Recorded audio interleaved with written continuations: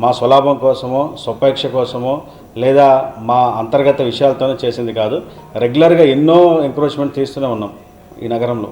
కొన్ని వందలు ప్రతిరోజు వందల సంఖ్యలో తీస్తూనే ఉన్నాం. అందులో భాగంగా ఇది చేసింది తప్ప ఇదేదో కావాలని ఇంటెన్షనల్గా చేసింది కాదు. గతంలో కూడా ఈ విషయంలో మీ అందరికీ తెలియాల్సింది ఏంటంటే బోడిగడ తోటలో ఈరోజు బ్రహ్మాండమైన పార్కు నిర్మిస్తున్నాం. ఆ పార్కు నిర్మాణానికి ఒక చర్చి 50 సంవత్సరాల నుంచి ఒక చర్చి అడ్డంగా వస్తుందంటే వెళ్ళి అక్కడ చర్చి పాస్టర్ గారిని వాళ్ళందరినీ కన్విన్స్ చేస్తే పెద్ద హృదయంతో ఆ రోజు ఒప్పుకొని ఆ చర్చిని వాళ్ళు అక్కడి నుంచి షిఫ్ట్ చేసుకొని ఆర్డిటీ కాలనీకి షిఫ్ట్ చేసుకున్నారు. కాబట్టి మేము కూడా ఇక్కడ పెద్ద మనసు అర్థం చేసుకొని సహకరించామన్నాం తప్ప వైరుధ్యం కావాలని అడగలేదు. కాబట్టి అధికారులకి మతాలు అంటగట్టడము, కులాలు అంటగట్టడము, లేకపోతే పార్టీలు అంటగట్టడం సరికాదు. మేము ఏ ప్రభుత్వ అధికారులు ఉన్నా పనిచేస్తాం. అపాయింట్మెంట్ ఆర్డర్ నుంచి రిటైర్మెంట్ ఆర్డర్ వరకు మేము ఏ ప్రభుత్వం ఉన్నా ఏ పార్టీ ఉన్నా పనిచేస్తాం. మాకు పార్టీలకు అతీతంగా పనిచేస్తాము, మతాలకు అతీతంగా పనిచేస్తాం. కాబట్టి దయచేసి అధికారులకు మతాలు అంటగట్టడము, కులాలు అంటగట్టడము, లేకపోతే రెచ్చగొట్టే విధంగా మాట్లాడడం అనేది సరికాదు. మేము ఉద్యోగం చేయడానికి వచ్చాం, ఉద్యోగం చేస్తాం.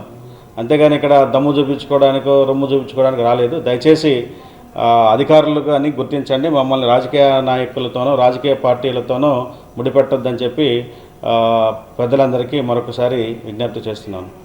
మినిస్ట్రీ ఆఫ్ హోమ్ అఫైర్స్ వారి సూచనల మేరకు మే 1వ తారీఖు నుండి 30వ తారీఖు వరకు జనగణన 2027 కార్యక్రమం మొదలైంది.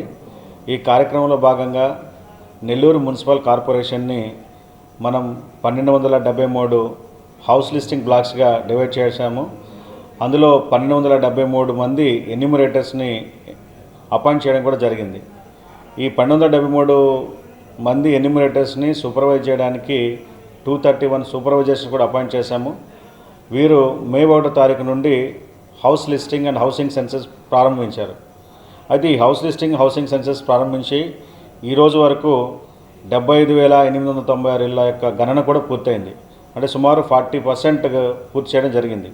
అయితే గత 12 రోజులుగా ఫీల్డ్ లెవెల్లో ఎన్యూమరేటర్స్ వెళ్ళినప్పుడు అక్కడక్కడ కొన్ని చోట్ల ప్రజలు లేదా హౌస్ హోల్డ్స్ ఉన్నటువంటి వారు ఈ ఎవరైతే ఎన్యూమరేటర్స్ ఉన్నారో ఎన్యూమరేటర్స్కి సరైనటువంటి సమాధానం ఇవ్వకపోవడం, వారికి కనీసం ఆ ఇంటిలోకి ప్రవేశించేటువంటి అవకాశం కూడా ఇవ్వలేకపోవడం వల్ల ఎన్యూమరేటర్స్ కొన్ని ఇబ్బందులకు గురవుతున్నారు. అయితే మనకి జనగణన చట్టం 1948 ప్రకారం ప్రతి వ్యక్తి తనకు తెలిసిన మేరకు జనగణన ప్రశ్నలకు నిజాయితీగా సమాధానం చెప్పాలి. అట్లాగే జనగణన చట్టం 1948 ప్రకారం తప్పుడు సమాచారం ఇవ్వడం అనేటువంటిది శిక్షార్హమైనటువంటి నేరం.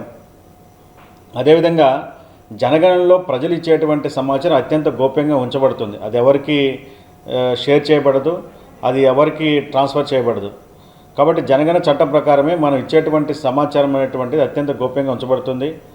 అదేవిధంగా అధికారం పొందినటువంటి ఎన్యూమరేటర్లు అంటే గణన చేసేటువంటి అధికారులు వారు ఆ హౌస్ హోల్డ్స్కి వెళ్ళినప్పుడు అక్కడ ఉన్నటువంటి భవనాలు కానీ వాహనాలు కానీ లేదా అక్కడ ఏమైనా జంతువులు ఉంటే వాటిని కానీ ఆ పరిసర ప్రాంతంలో ఉన్న వాటిని అక్కడ ప్రవేశించి పరిశీలించవచ్చు. వాటికి ప్రవేశం నిరాకరించరాదు.